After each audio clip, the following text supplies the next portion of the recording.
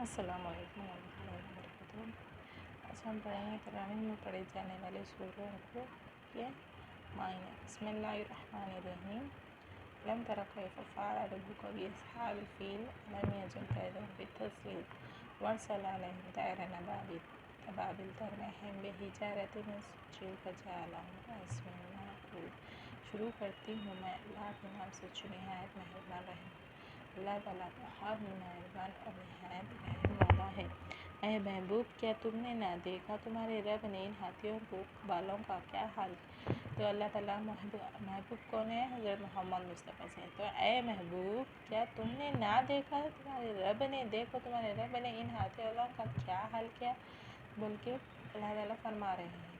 کیا ان کا دل تباہی میں ڈالا، کیا ان کا داؤ تباہی میں نہ ڈالا؟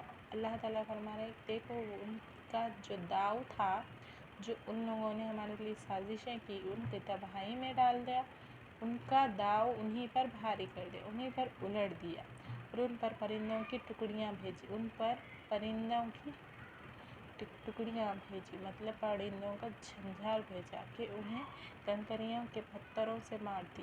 وہ ان کے منہ میں ایک ایک کنکریاں تھی، وہ جو ان پر مار دی تو انہیں کر ڈالا جیسے کھائی کھیتی کے پتے، تو انہیں ایسا کر ڈالا جیسے تھے ہی نہیں کبھی، ایسا کر ڈالا۔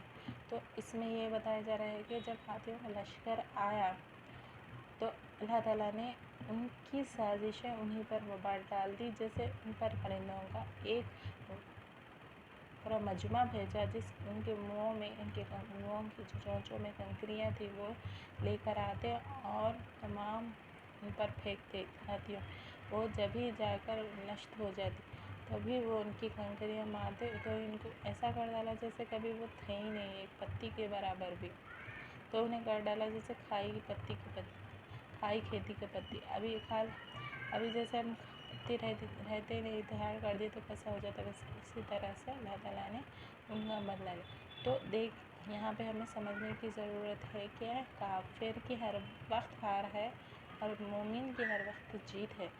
اللہ تعالیٰ ہم سب کو سننے اور بولنے سے زیادہ عمل کرنے کی توفیق عطا فرمائے، آمین۔